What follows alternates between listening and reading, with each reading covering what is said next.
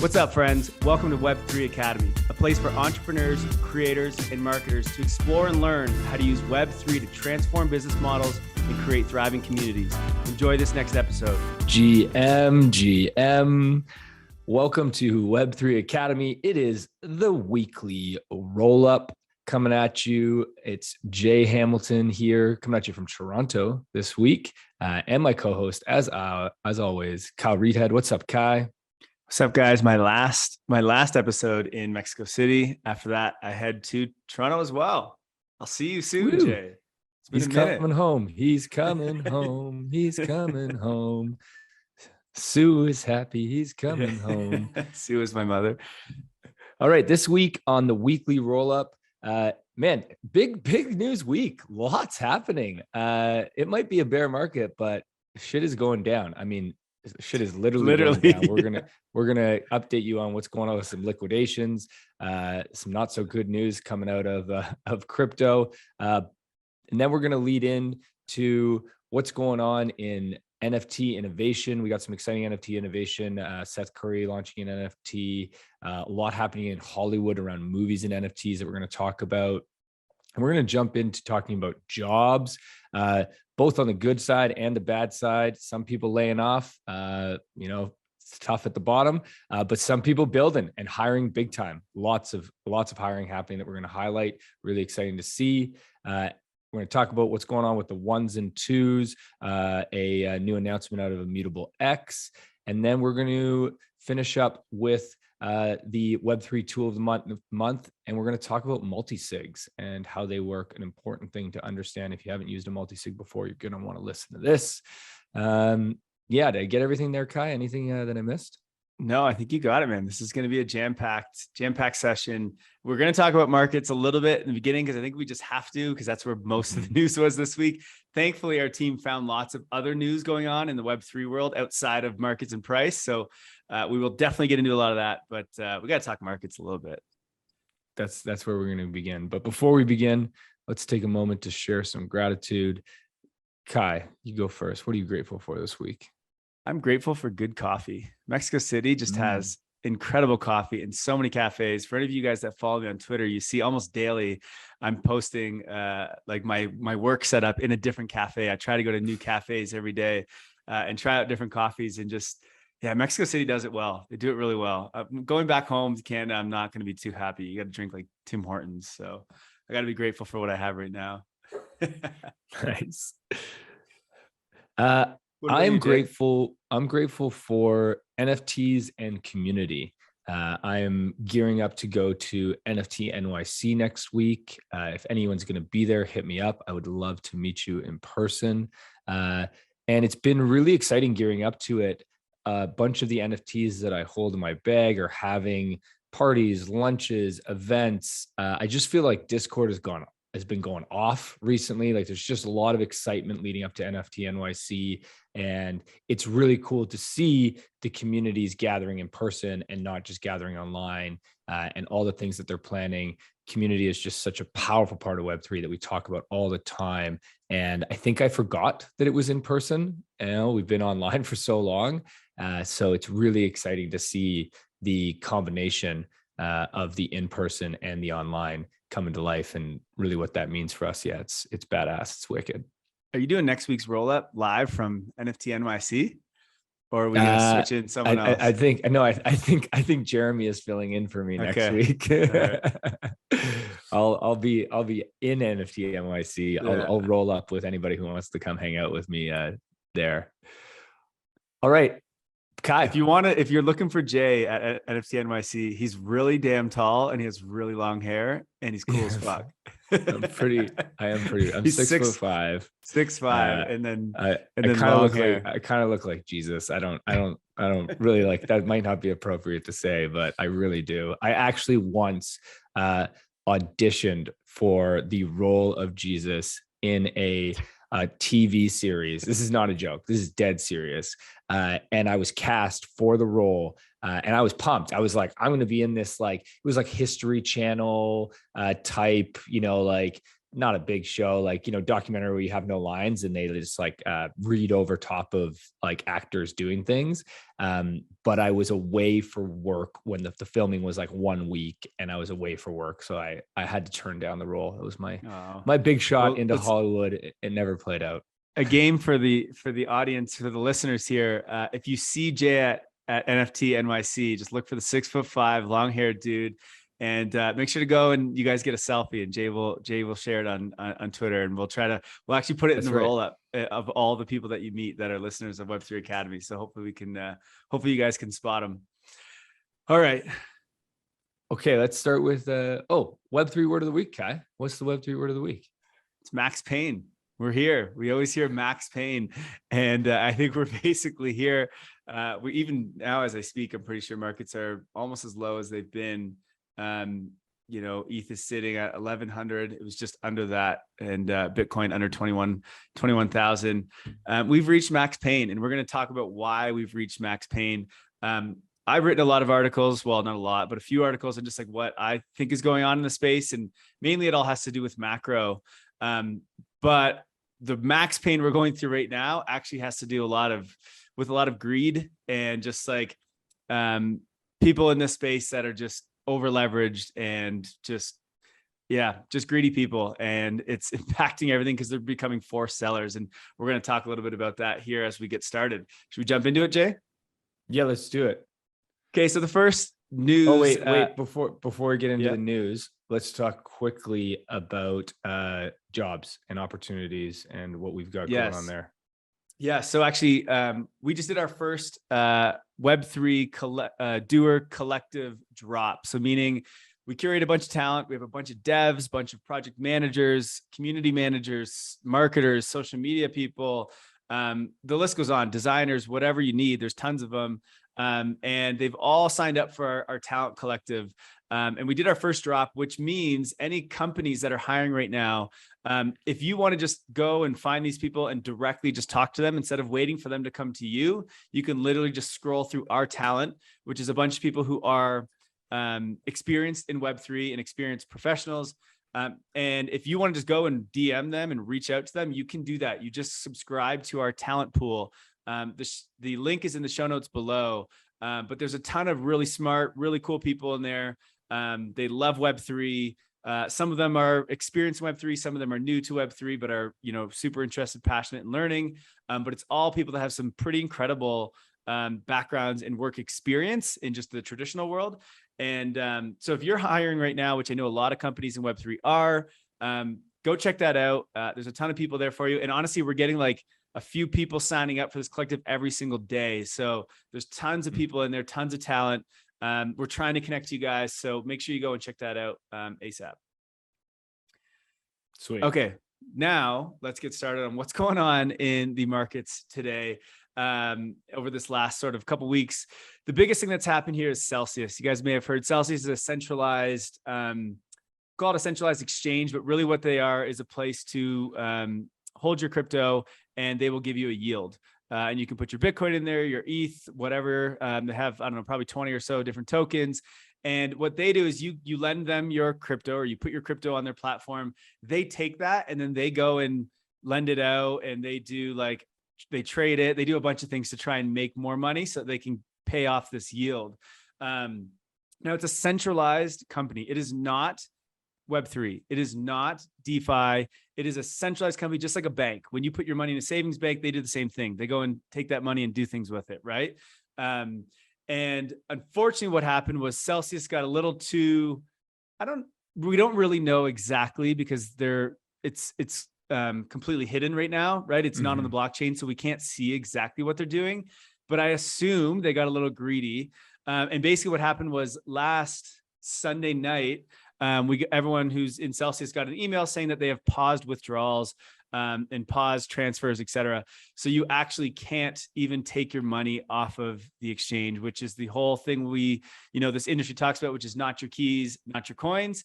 Well, we're seeing this at scale. Celsius is one of the biggest in this industry. I think they had about 30 billion assets under management at kind of probably the top.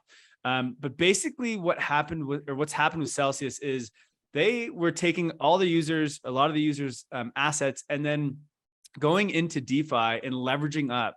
So basically putting it in, getting a loan against it, and then investing that, and so on and so forth. And what happened was, the big mistake they made was you can stake your ETH right now in a protocol called Lido, right? There's a few different protocols, and in return you get staked ETH, ST-ETH, or STETH, people call it, or STETH, I don't know. And but that ETH that you stake, you cannot remove right now. It's in the beacon chain, and they don't have the ability to remove that. So on places like Coinbase, if you want to stake your ETH to get STETH or STETH, you can do that, but you can't remove your ETH. It's stuck in there until that ability to remove is built into the blockchain, which is probably about a year away.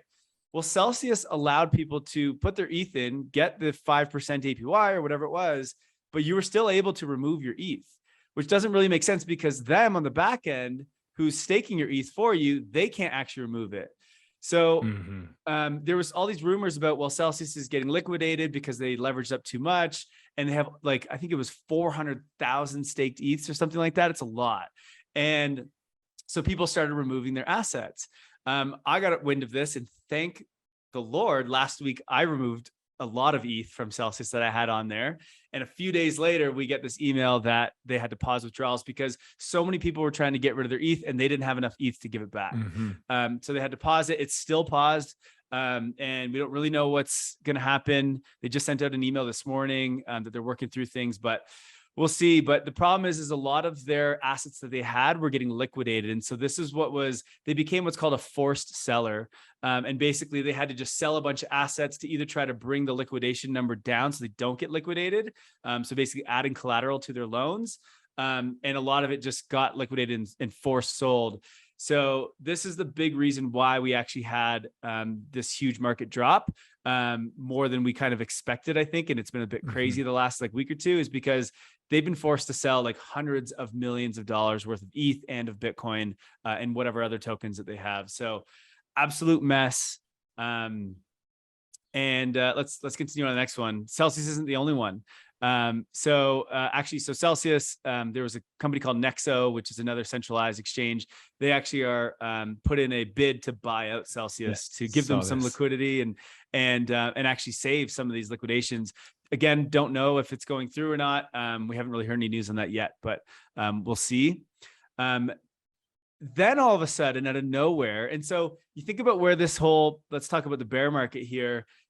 Things really started to go haywire with Luna, right? When that whole thing sort of hit the fan. And once the Fed started raising rates and the markets became less liquid, anything that was over leveraged basically gets shot in the foot kind of thing. And so UST went to zero. And then it's like, okay, well, what's going to happen next? Then it was Celsius. And now we have Three Arrows Capital, which is the founders are Suzu and Kyle Davies. And all of a sudden there was some tweets of like, what's going on here? And Three Arrows Capital is one of like the largest hedge funds and traders in the space. They're pretty well known, and they have billions of dollars under assets under management as well. And all of a sudden it looks like this week, it was, I think 2 days ago, Sizu, whatever his name is, he came out and said, go back to his tweet there. Yeah, we are in the process of communicating with relevant parties and fully committed to working this out. That's all he said. So no one really knows what that means. Again, this is a centralized company that is doing a lot of trading and leveraging in the background. But basically what we found out from one of their, I don't even know what you would call these people, but there's this trading company where they go in and they use some of the funds that 3AC has, and they go and trade in the background with it. And basically, all of a sudden they stopped hearing from 3AC, and 3AC pulled $1 million out of their accounts. And then they messaged them and been trying to get a hold of them, and just it's been crickets. They've heard nothing. And so what they've seen has happened is basically 3AC was over leveraged and was long like everything going into this bear market. And they just started getting tons of liquidations as well. And they have some big positions that if they get liquidated, it could be also really bad for the market. And so some scary things happening with centralized finance at the moment, and people just getting greedy and over leveraging. And it's weird because we don't really know what's going on. And it's very, similar to what happens in the TradFi world. And it's kind of why we're building DeFi, is because we want everything to be transparent, right? If we're going to give our money to someone, we should know where that money is and what's going on and what they're doing with it. And with all these sort of traditional finance, hedge funds and neobanks and things, we just have no idea. And look what's happening. People get greedy and they lose everyone's money, and it's a little bit insane. And so this is a good tweet that Ryan Sean Adams from Bankless put out. He actually tweeted, was it June 13th, just a couple of days ago, and he goes, Luna with a check mark, Celsius with a check mark. Who's next in the bear market detox? It doesn't feel good, but this is how we get healthy, right? We get rid of the leverage, we get rid of the scams, things like that. And so he tweets that out, and literally the next day, all of a sudden it's okay. 3AC, another big one. And so now he's like, who's next? I don't know who's next. Hopefully this is it. One thing I can say is it looks like all these liquidations that are happening with Celsius and 3AC are somewhat under control. They've been able to get more liquidity and bring that liquidation price down. I think Celsius has this like Bitcoin liquidation of like 180,000 Bitcoin or something. And it was at like 20,000. If it hit, then it was going to get liquidated. And it was really close the other day. They got a bunch of funds. It's down to like 14,000 is their liquidation number. So we'll see what happens. The next couple of weeks are going to be a little scary, but hopefully they can get the funds they need and the liquidity they need, and we can prevent a lot of this forced selling, because that's really what's happening right now. And so just one thing to note here that I think the regulators are not going to understand, unfortunately, and I think a lot of the industry doesn't quite get. But Jake Travinsky, I don't know where in this tweet he says this. Basically, the point that Jake is making here is the problems that we're seeing in crypto right now are actually not crypto, right? These are just other versions of traditional finance, like normal banks, but holding crypto assets. But if we look at, oh, here it is. I remember March 2020 when the pandemic crash took down centralized exchanges and threatened to break the immature DeFi ecosystem. Today, the exchanges are all online and DeFi protocols are smoothly and transparently handling hundreds of millions in liquidations. So basically what's happening is crypto really started because we hated what the government and the traditional banking infrastructure was doing, right? It's this very like hidden kind of services where we don't really know what they're doing with our money. And it's, a couple guys at the top that are controlling it all and deciding what happens, and no one else really knows what's going on. And we saw in 2008 with that crash, it was basically what we're seeing with Celsius and that of just people getting greedy, over leveraging. That's what happened in 2008. And so what's interesting here is with this crash, the CeFi company, so centralized finance, they are the ones that are getting liquidated and having all these issues and basically going under and needing bailout, right? Like Celsius needs a bailout essentially. But DeFi protocols, the things that we have built, what Web3 promise is, they're doing great. They have no issues. They don't need a bailout. They're not breaking. They're doing exactly as we plan them to do. And I think that is really, really cool. Is basically like what we're building is working. And now there's still obviously a lot of these sort of centralized entities that are around crypto, unfortunately, and they are going to make us look bad.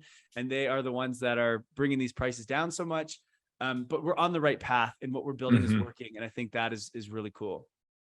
Yeah, I think that really it's don't get caught taking one headline or even a few headlines as an indication for the entire industry. It's very easy, right? The media is going to push the clickbait headlines, such as, Celsius and 3AC, being liquidated or being insolvent.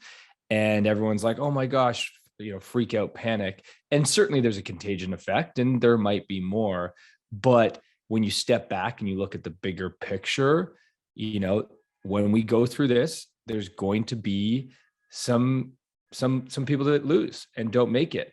But on the whole, like we're doing well. Like the industry is doing great through this bear market, and that's a huge testament to what's been built so far. Web3 and DeFi is doing well, right? Yes, Is there's this all these centralized entities that wrap themselves around our industry, and they become part of our industry, right?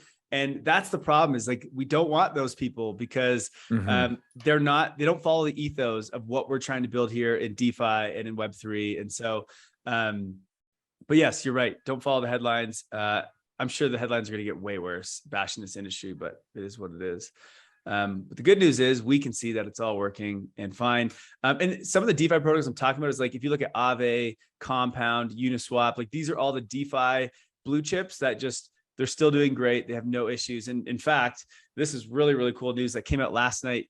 Uniswap Labs just announced that they have Stacey Cunningham, who's the former president of the New York Stock Exchange, coming on as an advisor to Uniswap Labs.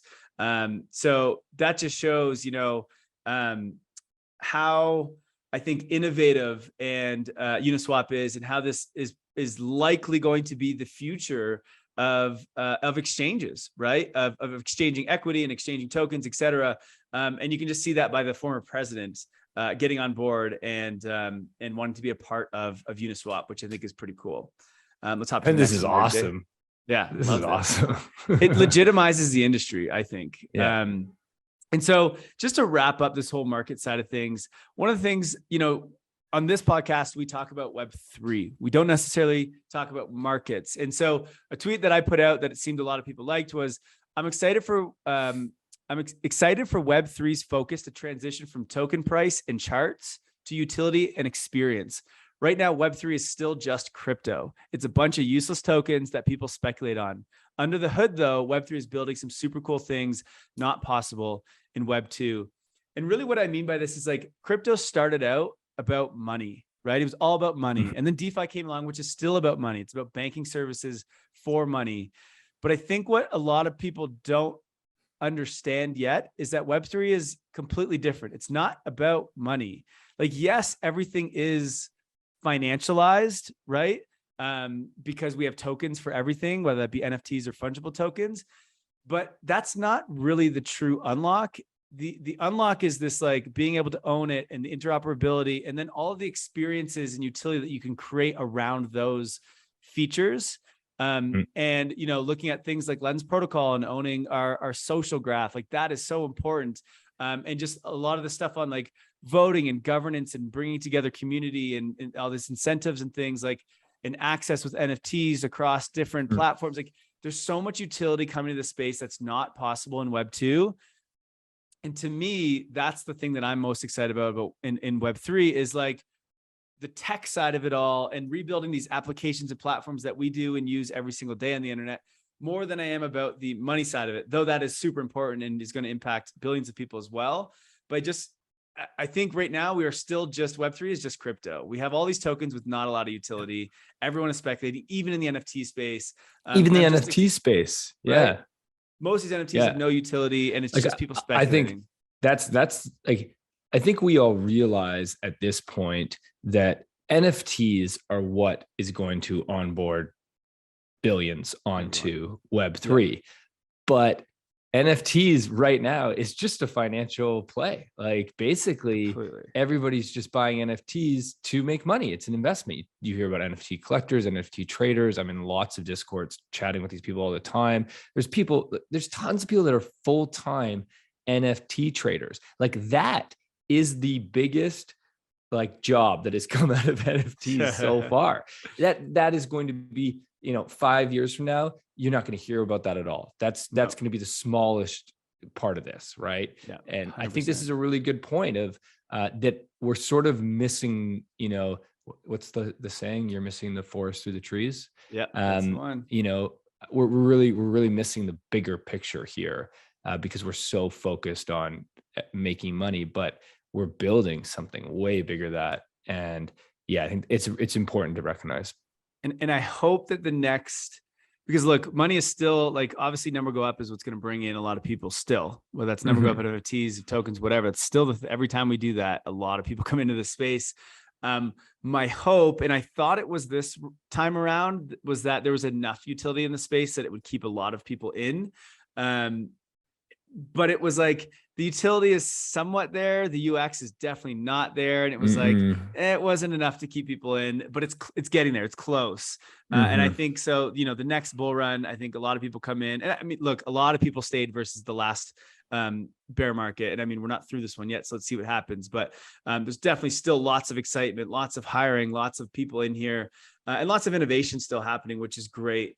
But I'm excited for this stuff to be less around the money and more around the utility, and that just which is really what we are all about here at Web3 Academy, right? Is how can you use Web3 for your business, for building a business, and for better for humanity, for better for your members, right? Like this is about business models transformation, not about how to just grab the most money. So yeah, great point, Kai. Speaking about innovation and really taking it to another level, Jack is back, and I have no fucking idea what he is doing with Web5. For everybody who doesn't know, Jack Dorsey is who we're talking about. He is the founder of Twitter, and I can't remember Square. It was his other. He's the founder of Square as well. So big player in the space.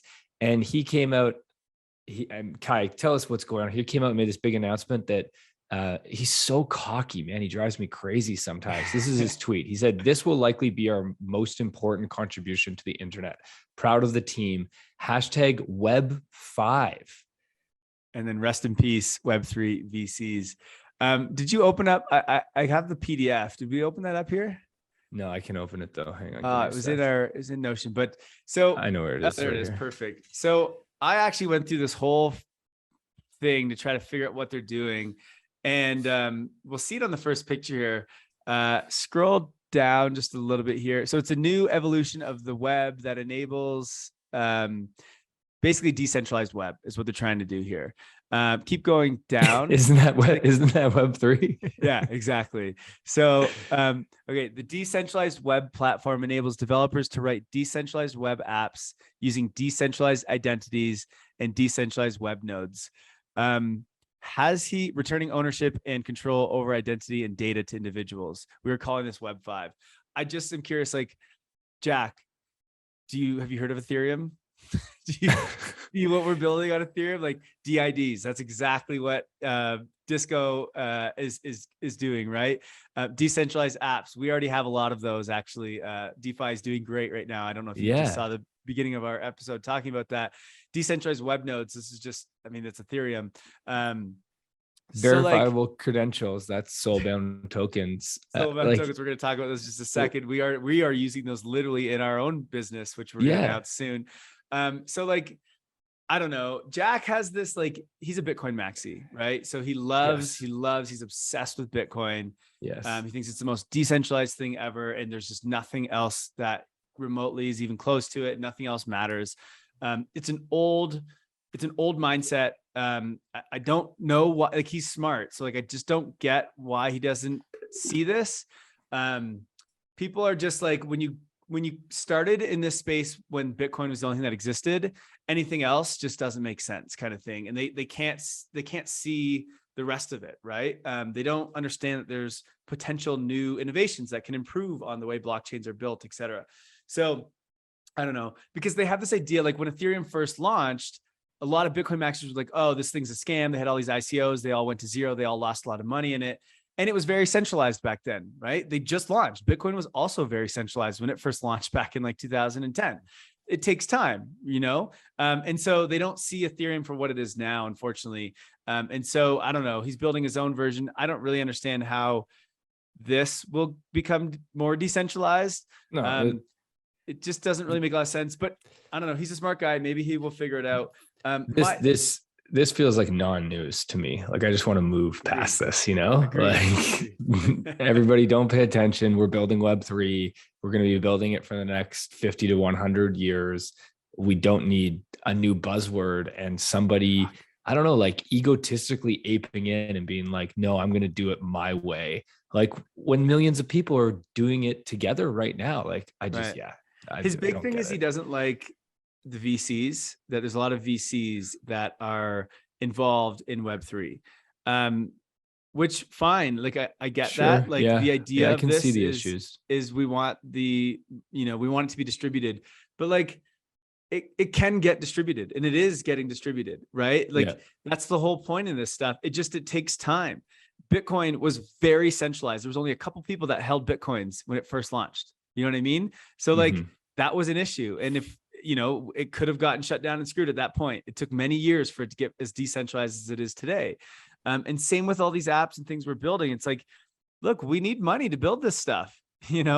We thankfully have, thousands and thousands of developers, and they wouldn't be here working in here if we didn't have VCs. And so is the way that we fund these projects perfect? No, but it's much better than the way that the traditional world does it, right? Like in the traditional world, you can only go to VCs, right? And they have to be the ones until it goes public. Then all of a sudden the retail people can get in after it's already made all its value. Well, in Web3, the retail can get in from the very beginning, right? Alongside VCs. And that's cool. That's fine. That's huge. It's a big step. Not to mention the projects that are happening at Gitcoin grants, and all the public good projects that are happening in Web3, and quadratic funding, this new model that I believe Vitalik was I don't think he was the original creator of it, but he's somebody who's really pushed it. There is a lot of good things happening in the way we are funding as well, right? It's not just, but we do, I don't know, we need VC money. Like we would move way slower if we didn't have VC money. We wouldn't get the smartest people. So yeah, Jack, cut it out, get lost. Okay, so quick announcement. MetaMask put out a tweet yesterday. It says security researchers at Halborn Security have disclosed a wallet vulnerability that affects a small segment of users across many browser-based wallets, including MetaMask. So basically, what you need to know as a listener, if all of the following 3 conditions apply to you, this will increase the likeliness that a bad actor can obtain your secret recovery phrase. If these 3 things I'm about to say apply to you, then you need to go and create a new wallet and move your stuff over. Basically what it is if number 1, your hard drive was encrypted. Number 2, unencrypted. Sorry. Yes. Your hard drive was unencrypted. Number 2, you imported an SRP. So your social recovery phrase into MetaMask, v10.11.2 or older, on a computer that's compromised or in possession of someone you do not trust. And then number 3, you used the show secret recovery phrase checkbox to view your social recovery phrase on screen during the import process. So I think it's a very small amount of people, but if those 3 things apply to you, then 1, go to MetaMask's Twitter and they'll give you instructions, but basically you just need to create a new wallet and move stuff over. So I just want to keep you updated there. Wallet stuff still sucks, unfortunately. Yeah. Thankfully, I don't. Yeah, I really, like you said, that's affecting a very small amount of people. Consensus was last week in Austin, Texas, and set a record with 17,000 people attending. Wow. And we just wanted to take a moment. One of our community members, Sam Andrew, who's a blockchain researcher, we had him on the pod a couple weeks ago. Just an awesome dude, really smart in the space. He wrote a great article about what he learned from Consensus. And I think it's a solid industry update of where we're at right now. So wanted to share that with you guys. So he had 10 takeaways. First, institutionalization of crypto will be slow, but desire is emerging. So basically saying that young people want to work in crypto. And so TradFi has to move towards crypto because that's what young people want to do, or they're going to leave where they're working right now and they're going to join Web3. There's a lot of money to be made. So a lot of the institutions are moving in this direction. It's slow. The institutionalization is slow because there's no regulation. We've talked a bunch about regulation. It's coming, and hopefully coming from both sides, quite honestly, with what's been happening these past few weeks. We need regulation from the government, but we also need regulation internally and need to take our own, I think, position on how to be smart and to act in the best way. And there's some existing infrastructure that doesn't work for crypto. securities trading is a messy business. There's a lot around the issues that you have with trading crypto that are difficult for a institution to be on par with the SEC and the various regulatory bodies. Regulation needs to come from both sides. I just mentioned this. So we need more regulation on both sides.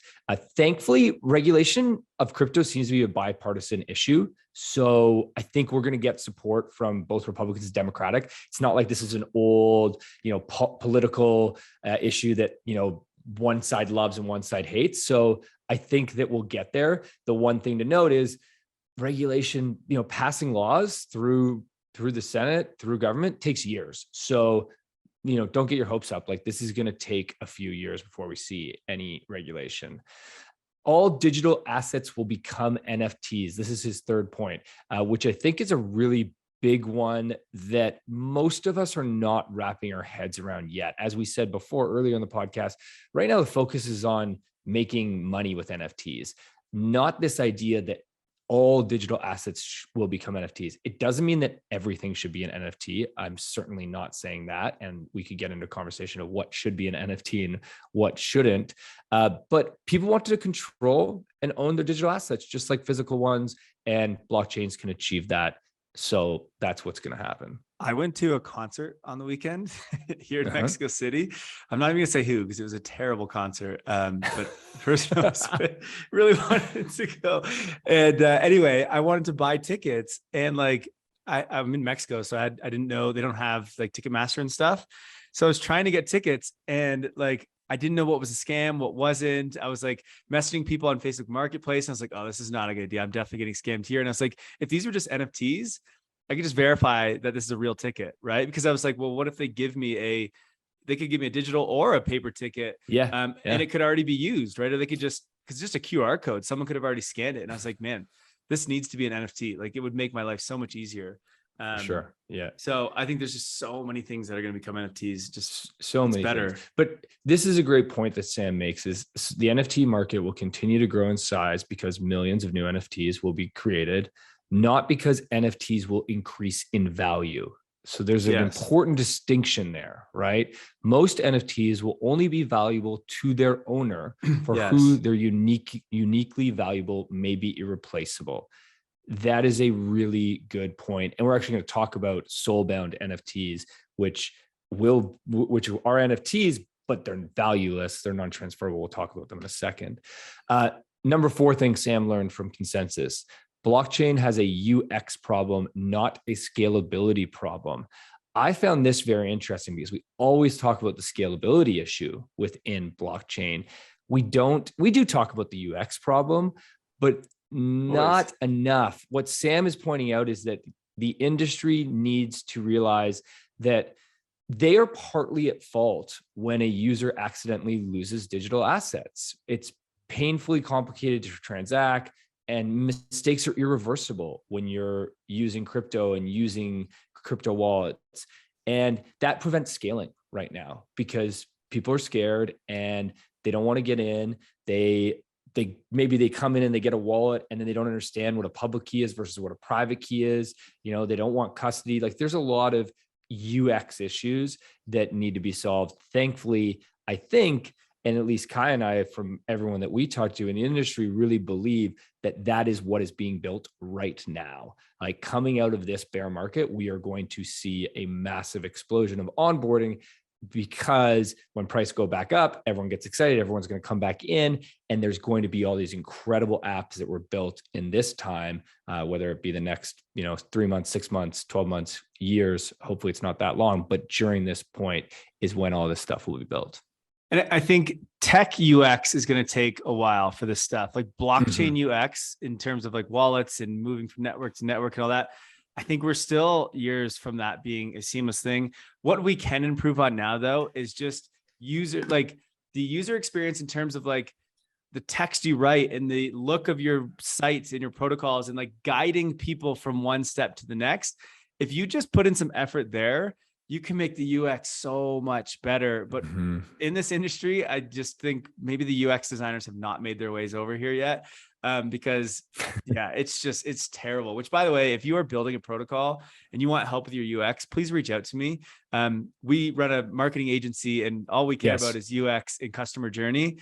And I know that we can help you a ton. So please reach out to me, because I need to make sure that every protocol in the space has better UX, because it is scary as hell using this stuff. Number 5, crypto is a new form of commerce. I think most of us on this know this, but this is it's an important point. Crypto facilitates a new form of commerce without a central authority, right? That's a big step for us as a humanity. We need money to transact and to exchange value. People have been doing that for millennia, and crypto just makes it easier than ever before, because you don't need a central authority, you don't need a bank. And as we know, about 1.5 billion people in the world do not have access to a bank account. So great news for those people and for all of us. Number 6, crypto winter / bear market is here. I think we all knew this already. But here's what's interesting is Sam talks about how the pundits suggested to this time feels different than the last crypto winter in 2018, 2019, because there is more to work on today. DeFi, NFTs, and DAOs didn't exist previously. The value of blockchains is better understood and not being questioned. The interest from non-crypto native companies continues, which is a big one and growing. And crypto projects are better capitalized to last and survive through the bear market. Bullish on the bear market. Bullish on the bear. Number 7, the macro tone is bearish, more pain for high risk assets. Rates will continue to rise, most likely. A recession is looming and needed to stop inflation.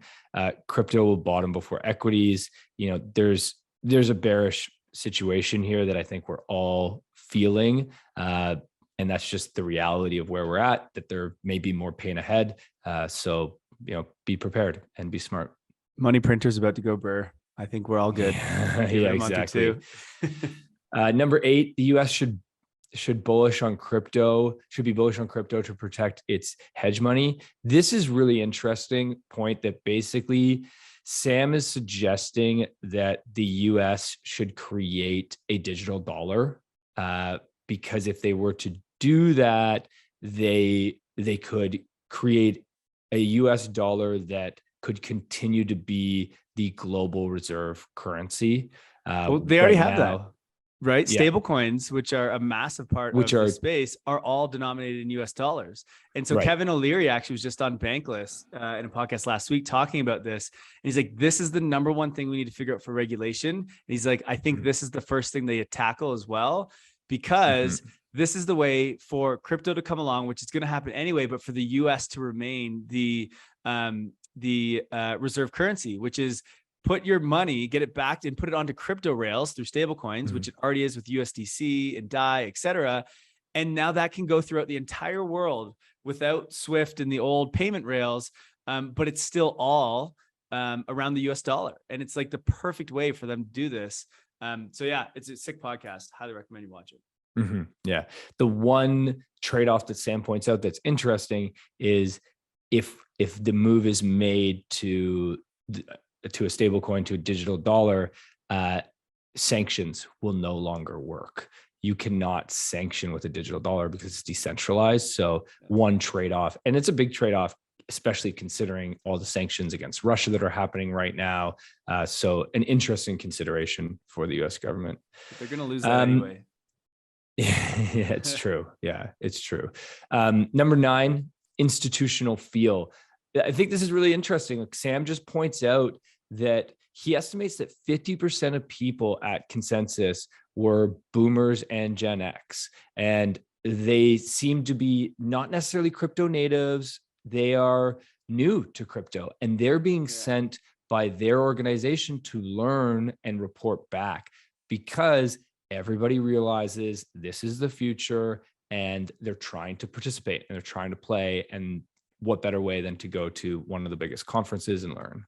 permissionless was very much the same. And actually, I Right. just met a buddy here in Mexico City and was talking to him. He's a recruiter, works for a job recruiting company in the US in tech, knows nothing about crypto Web3. And he was heading out after I saw him. He was like, I'm heading tomorrow to Consensus. I was like, what? And he's like, yeah, man, my company wants me to go in and start meeting people. I was like, wow, cool. Yeah, it's great to see and very exciting. And then number 10, best, weirdest, and funniest moments. This is great. Sam just points out some funny stuff that happened.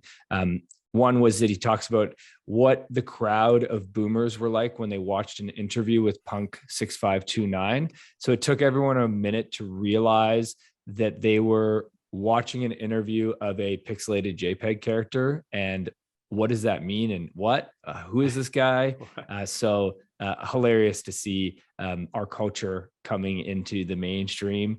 If you haven't watched an interview with Punk 6529, you should. You should also, if you haven't watched an interview with G Money, you should watch an interview with G Money. If you don't know who he is, look him up on Twitter. He has a augmented reality filter of his CryptoPunk that like blinks and smiles and his mouth moves, and when he talks it's really cool to see. Well, thanks, Sam. That was a great article. Oh God, is that Mike Novogratz tattoo? Yeah. Of Luna. Let's move along. We got to rip through some of these. But Sam, well done. Love to have a reporter there down in Consensus because we didn't get to make it, unfortunately. Yeah. Okay. Next up, what are Soulbound tokens? We wanted to chat quickly about Soulbound tokens because I'm sure you've heard about them. If you haven't heard about them, it's really a big innovation in the Web3 space. So it's sort of funny. Vitalik and a few others wrote an article or a paper probably like a month ago now. And Kyle and I were talking about it a little bit a month ago, and nobody was really talking about it yet because whenever Vitalik writes something, it's like it needs a few weeks to make it through the media in order for people to understand it, and then everyone starts talking about it. So basically, what he is suggesting, and a fantastic idea that I think makes so much sense, is that we adapt something called Soulbound tokens. So Soulbound tokens are non-transferable, non-financialized tokens for a decentralized society. So to give you an example, it's an NFT that you can't send. Exactly. It's an NFT simple terms. You can't sell, you can't transfer it, and it's valueless. It has no value. POAP is an example of this. POAP, Proof of Attendance Protocol, is a NFT that you get for attending an event, but you can't transfer it and you can't sell it. What Vitalik and these writers are suggesting is that we could have wallets that are specifically for a Soulbound token. Soulbound is a really funny name, by the way. Apparently it came from World of Warcraft. I'm not a gamer, so I don't know. Maybe one of our listeners, if you know what the origin of Soulbound, and it feels very non-crypto as well. It feels like, it's a little bit out of left field. But anyways, you can imagine the idea, like you have your driver's license could be a Soulbound token. Your medical records could be Soulbound tokens. Your education could be like your degrees could be a Soulbound token. And basically what he talks about is like how you would have different within your wallet, you would have different types of souls. And even the word souls, it sounds so funny and weird. So I think it's a big idea that has a ton of utility and really would help us a ton with the management of humanity in our lives. Right. And I mean, it's an obvious next step. Of course, this makes sense. Mm-hmm. There's just no debate there. Think about it. If you graduate from university and they put your diploma on the blockchain, because it makes more sense to have it on the blockchain on the internet rather than, a piece of paper. I don't even know where my diplomas are. But if it's an NFT and you can just sell it or transfer it to someone else, well, that's not good, right? Obviously we can't have that. So of course this makes sense. We actually have something that we're launching soon. Do we say what it is?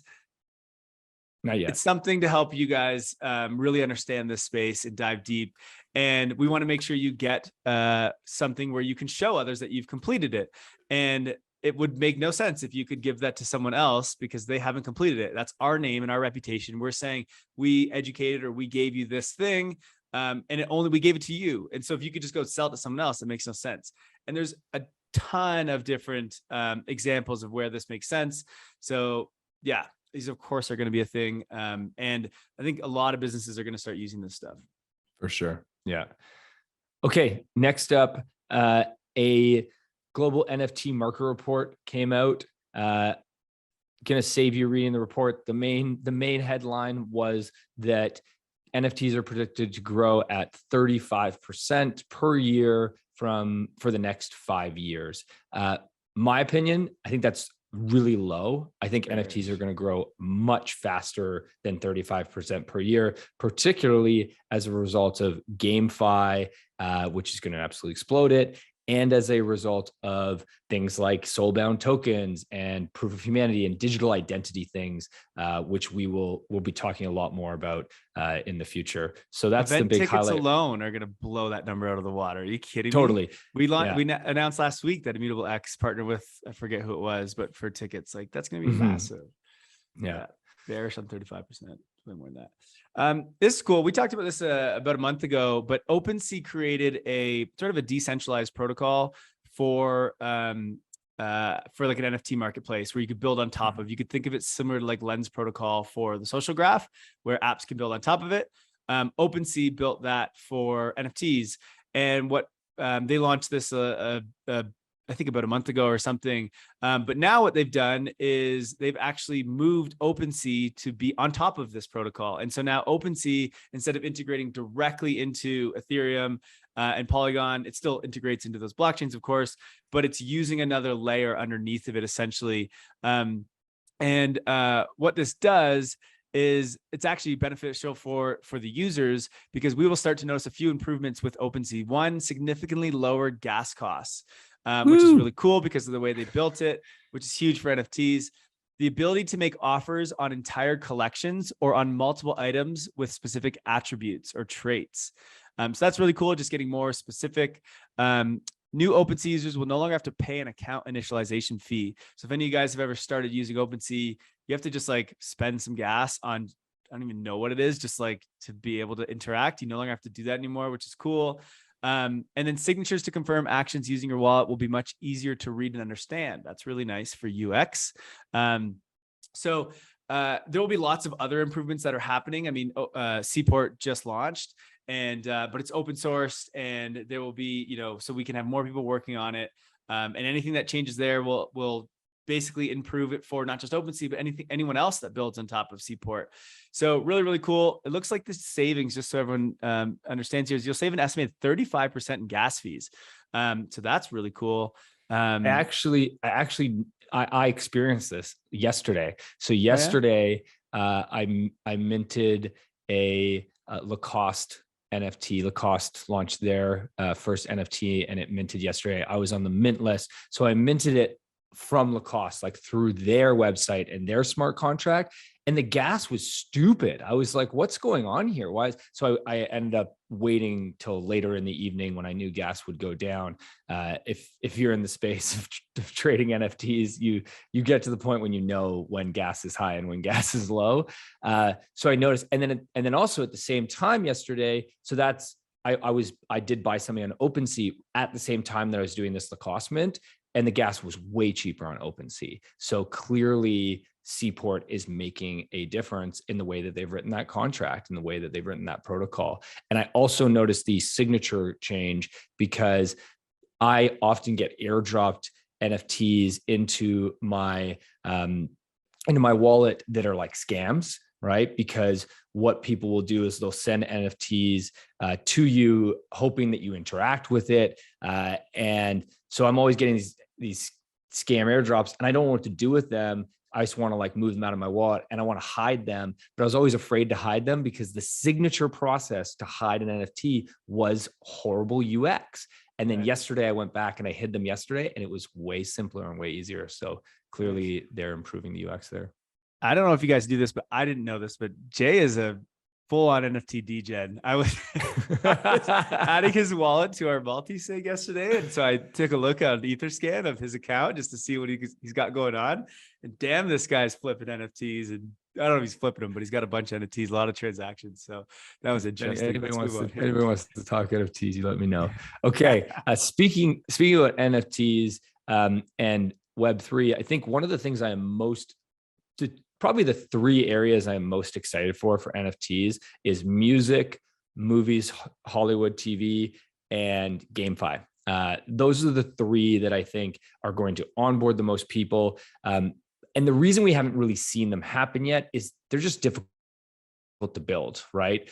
But Web3 is definitely going Hollywood, and there's a lot happening here. And I just want to point out a couple of the interesting projects that are exciting. First is the Infinite Machine. This is the Ethereum movie.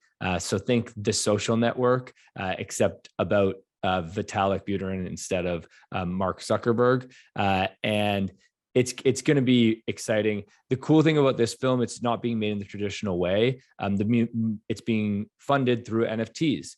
So you can purchase NFTs in order to support this movie, which is really exciting. It's also being produced by Ridley Scott, who has made huge movies, Alien, Blade Runner, and whatnot.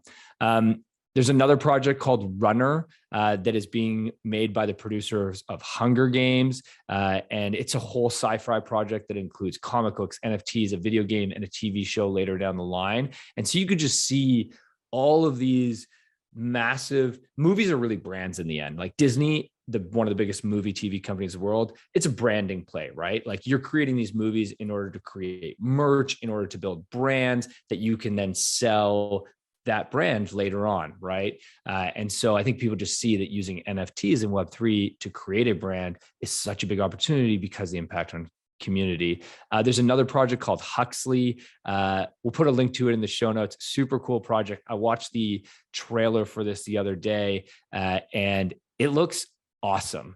And there is some big names. The artist is the artist who was the artist for The Hobbit and video games Halo and Call of Duty. And the producer of it is the former head of Marvel Studios. So you got some big people involved in that one.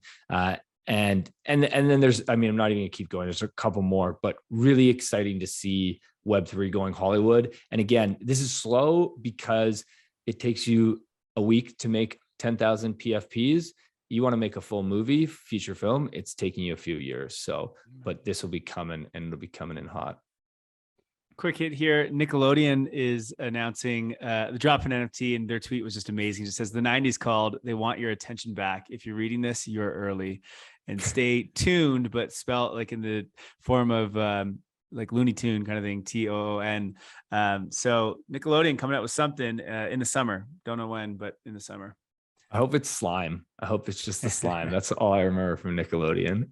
The Rugrats. That's what I remember.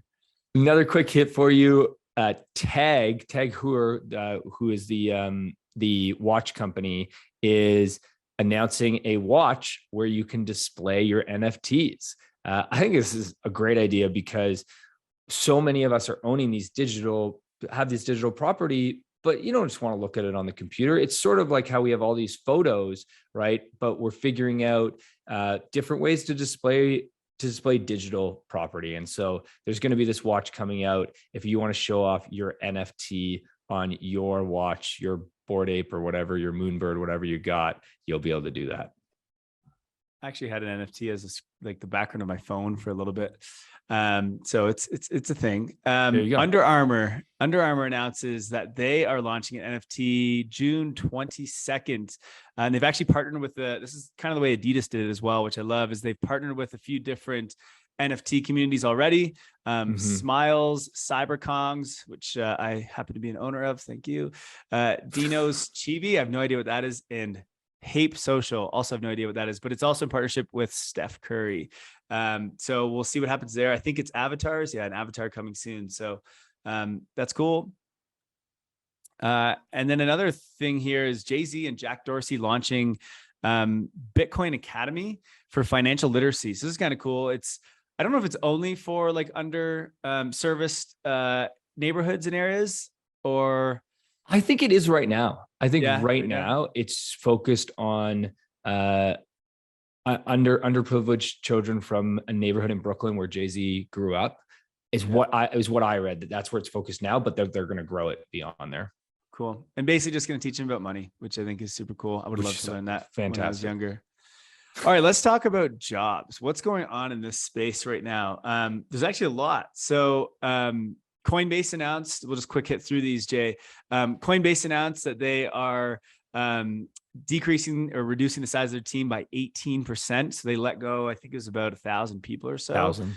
Yeah. BlockFi also reducing its workforce by 20%. We talked about this last week, that the bigger companies are going to be the ones that are impacted the most with this. So they're going to have to. But, you know, if we look on the other hand, we have companies like Binance, which is the biggest exchange in the space. They say we have a healthy war chest. We are, in fact, expanding and hiring right now. So it's Binance. We also have Kraken, who announced that they're hiring 500 plus roles still to fill this year alone. That is insane. So listen to this line. They say bear markets are the best for recruiting talent that is both aligned with our culture and our mission.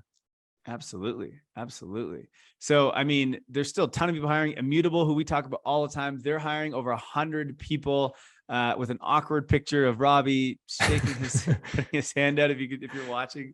But I have a whole list of them actually. And I'm reaching out to a bunch of them to invite them over to our collective. So if you are looking to get a job, or you were impacted by Coinbase or BlockFi or any of these, don't be down. There's so many people still hiring in space. I mean, we had Brad from L1s and L2s in our Discord community on Monday talking about L1s, and they're hiring like crazy too. They're hiring. So there's so many companies that are still hiring right now. So get involved, get to our Doer Talent Collective, because we are going to put you in touch with these companies as best we can. And so in the link below, you can sign up, basically just create an account. You almost put your resume up there, and then companies that subscribe or see our collective, which there's already a few already, they can reach out to you and just DM you. And so you don't even have to go job hunting. They're actually going to go talent hunting. And so we are sort of cultivating that for you. And then again, if you're a company hiring, we already have, I think, 50 people at least in our collective, from developers to product managers to marketers to biz devs to whatever you need. Go check that out, because there's a bunch of sweet people in there, and they are just as talented as fuck. Links in the show notes, guys. The 1s and 2s. What's going on with the 1s and 2s? On to the 1s and 2s. Not a lot here, actually. But Immutable, who we seem to be talking about every single week, these guys are shipping fast. They have a pretty big team. Yeah. And they're doing some cool stuff. They just launched the first bridge from L1 to L2, which is a bridge for NFTs. So we already have bridges for like L1 to L2 for tokens, right? Like you have an Optimism bridge, you have an Arbitrum bridge, you have things like Hot protocol, which we talked about. We have a Cross protocol, and this is to move tokens like ETH and DAI, et cetera, from L1, Ethereum L1 to the layer 2s, and then from layer 2 to layer 2. The first part of what Immutable done now is created the first ever bridge from layer 1 to L2 for NFTs. So you can actually bridge your NFTs that are on layer 1 over to a layer 2. And this is great because on Immutable, everything is free. So you want to move or buy and sell and trade your NFTs, it's free. Imagine how it's like for anyone who does that right now on Ethereum L1, like it's insanely expensive to do anything to integrate or to interact with an NFT contract. You're spending what, minimum 50 to buy, mint, sell an NFT. I feel like, yeah, you might get as low as like 20, but you could probably like 50 would be common. You might even spend 100. You might even spend like 1,000 if you're trying to get an other deed. Shit, some people spend 10,000 trying to get other deeds. So yeah, there's this whole new world where you can just go over to the L2s and it's free. And it's free, and it has the same damn security as Ethereum. People need to move to L2s. And speaking of L2s, this is a cool little chart. And this chart I want to keep an eye on. So this is basically looking at the total daily transactions of Ethereum. So Ethereum, I think, has every 6 seconds it creates a block, I believe it is. So there's only a certain amount of blocks that it creates in one day, and only a certain amount of transactions that can allow within a block, right? So Ethereum has been capped out and basically maxed out for this entire bull run. So that's as scalable as Ethereum L1 gets for now, until they get into things like dank sharding and all that, which we are not going to get into. But the way that Ethereum scales, we've talked about this a lot, is not through creating more block space on Ethereum. We want that to be, we want it to stay the way that it is, because it is the most decentralized and secure way. And so the way that Ethereum is scaling is through these layer 2s, which Immutable X is one, Optimism, Arbitrum, etc. And so basically now what we can see in this chart here is that Optimism and Arbitrum alone are now at 24% of Ethereum's total transactions, with its share increasing basically daily. And so it's not that it's eating away from Ethereum's transactions. Transactions on Ethereum are staying the same. It's just adding. So it's actually a weird chart kind of, but it's sort of cool. The number of transactions is increasing, but the overall percent of all of those increasing transactions, 24% of those is already just Optimism and Arbitrum. And this doesn't even count the other layer 2s like Polygon and Immutable X, which is massive, and Starknet, and DYDX, and I don't know, there's a bunch of others. So I actually think if they did include all these, like, I don't know, it's got to be closer to 50%. And so Ethereum is scaling right in front of our eyes. And it's funny because everyone's still complaining about scaling, and it's like, yo, it's happening. It's happening like crazy. And so we'll keep an eye on that chart, because I think, it's just going to continue to grow and grow and grow. And it just means, and it's happening fast, right? Like, because you look at this chart, at the end of 2021, it was at what, like 1% basically. And it's happening during a bear market, right? Like I can guarantee you, if you look at Avalanche and others like that, their transactions are probably going down, and we are seeing it go up on all layer 2s. Now, part of this is because, Optimism just launched a token, and then Hop launched their token, et cetera. Lots of action happening there. And we're just seeing that we can scale blockchains, and that's super cool. Okay, fun take. I'm actually going to the airport on Monday. So this is actually, I almost spit out my coffee, I think, when I read this, but who is it? Gaines Felt is the name on Twitter here. And he tweets out, so by the way, we're wrapping up, and this is our fun takes. We just have one of them today for the sake of time. He tweets out, airport security asked if I had any liquids in my bag. And he responded, I fucking wish, bro. What do you? So bag is the common term for like your NFTs or your tokens that you're holding. And right now, I mean, if you're in NFTs, they are not super liquid. If you've been trying to sell NFTs. So yeah, we all wish we had liquid bags in terms of NFTs that we could sell, but that's what happens in a bear market. I just thought that was hilarious. Came out of nowhere for me. Hilarious. Okay. Last up, the Web3 tool of the month. Drum roll. This is less of like, I don't want to say that the brand name that we're using here is the perfect one. It's just the first one that I used. But the Web3 tool overall is a multi-sig wallet. And the reason is, I never really realized, like, I've always heard about multi-sigs, never used one. Obviously, it's something that DAOs would use, etc. But just a simple idea of this. So we have a marketer, Raul. This is our dude that's growing our Twitter. And by the way, thanks everyone for following us on Twitter. Whenever we did the shout out last week, it's growing fast, which is great. Raul's happy. But so we created an account on Lens Protocol, and I minted it because I had our wallet, and it's just a normal MetaMask wallet. And because you can only interact if you hold the NFT, I'm the only one that can interact on our Lens Protocol account. And I was like, well, this kind of sucks. Like, I'd like for our marketing team to be able to do it. They're the ones creating the content, just like we can all log into our Twitter account or our Facebook. And so basically it's like, okay, shit. We're also launching some Soulbound NFTs in the future. And so we have a developer who has to create his own wallet to be working on that. And I was like, okay, we need a central wallet here that we can all use and interact with so that we can share these kind of things. And I was like, okay, multi-sig is the way to do it. And so I tweeted out trying to find the best one. The answers I got were Gnosis safe. So I went to town trying to figure out this whole experience yesterday, and geez, it is not easy. I'm not going to lie. It's very difficult.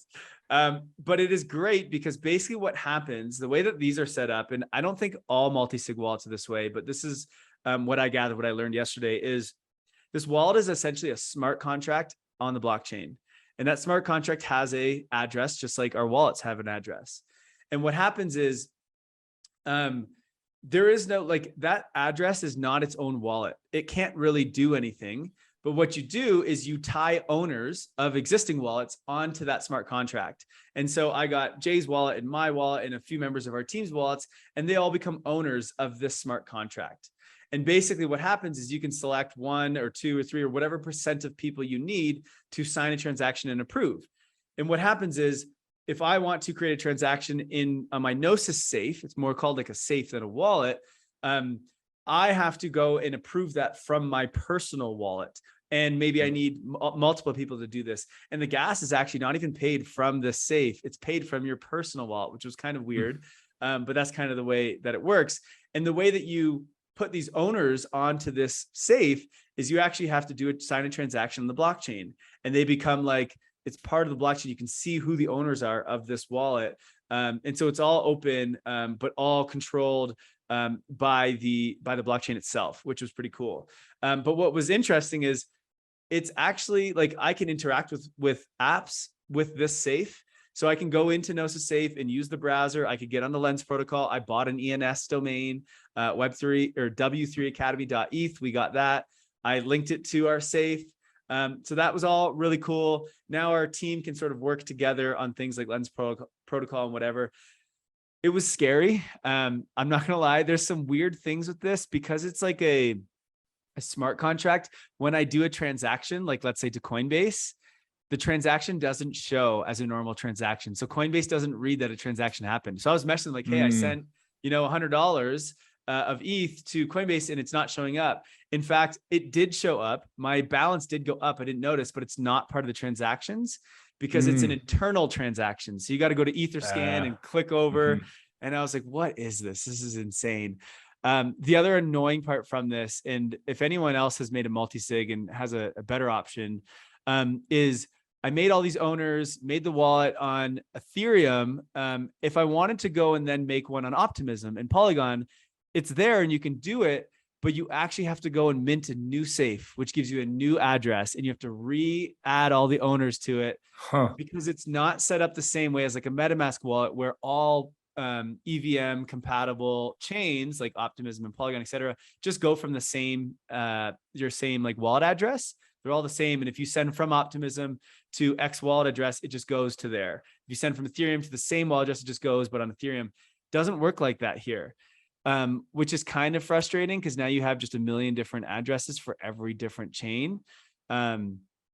So that was kind of the annoying part from it, but like, it's still great. It's a cool service. And as a business, if you're getting into this and you have a team, you're going to need this. And so I actually started looking at a bunch of different ones. Gnosis Safe seemed to be the best one I could find. I actually got a little angry at Gnosis Safe support. Their support was incredible, by the way. Every issue I had, they responded within a minute. And then once I found out that I had to recreate another safe for every network, I was like, you guys realize that that's terrible UX, right? It's just the support group is like, I don't know. It's just like, it's not a bug. It's just kind of the way it has to be set up because the smart contract, I was like, yeah, but like, this is awful. I was like, do you know anyone else I could get a different multi-sig wallet from? And she's like, I don't know, sir. Kyle's a savage, guys. Yeah, he's a savage. I just wanted to get this figured out. But so if Gnosis Safe, if you guys listen to us, my apologies for that message, but their support was amazing. It is a cool tool. You can do so much in it. You can hold NFTs, tokens, and exchange that, and you can get your team to interact in it, and that's really cool. So yeah, if you are looking to create a DAO, if you are looking to create an NFT project and you want to share this with others, or you want to get your business into this space, multi-sigs are where it's at. I also think that if you are a builder, go build a multi-sig wallet that has good UX, because there's definitely an opportunity there. And every business is going to need this. Every single business is going to need this. Every single project is going to need this. So the better we can create the experience here, obviously the better it's going to be to onboard businesses. So I think great job, Gnosis Safe. kudos to you guys. I got my multi-sig. We're set up. We're rolling. But lots of opportunity here for competition. Fantastic. Well, that's all, folks. Thanks for showing up. Thanks for listening. We love you all. Couple quick shout outs. If you have a minute, we would greatly appreciate if you could give us a 5-star rating on Spotify or Apple Podcasts, whatever you listen to. If you are still listening to this podcast, I assume that you would give us 5 stars. If you don't want to give us 5 stars, give us what you think we deserve, because feedback is always a good thing. But that would be a huge help to us. Jump in our Discord if you're not already in there. It is popping off daily right now. So many people coming in, really exciting people, lots of projects being discussed, lots of learning being shared. So come on in there. And if you attended our Lens protocol meeting on Monday and you filled out the form, you can claim your Lens handle. Yes. Just go into the Discord. You'll see the instructions on how to do it. But make sure you checked it out, because you are good. You are whitelisted. And sweet. Well, one final thing is we have another community call next Monday, every Monday, 7 p.m. EST. We're going to be talking about community and how to build community in Web3. So if you're a community builder, or you are building a business, or you just want to know about community, get in there. It's going to be dope. Join us. All right. Have a great weekend, everybody. Thanks for listening. We out. Friends. Thank you for listening to Web3 Academy. We hope this helps you along your Web3 journey. And if it does, please share this episode and subscribe so you don't miss the next one. By the way, if you've yet to join the Discord community, you are missing out. This is where all the magic happens. This is where we learn, where we ask questions, where we network. You want to be in there. The link to join is in the description below. And finally, a quick disclaimer. Nothing in this podcast was financial advice. Crypto and Web3 can be risky. You can literally lose it all. In fact, if you invest on account of what we say, you probably will lose it all. So don't do that.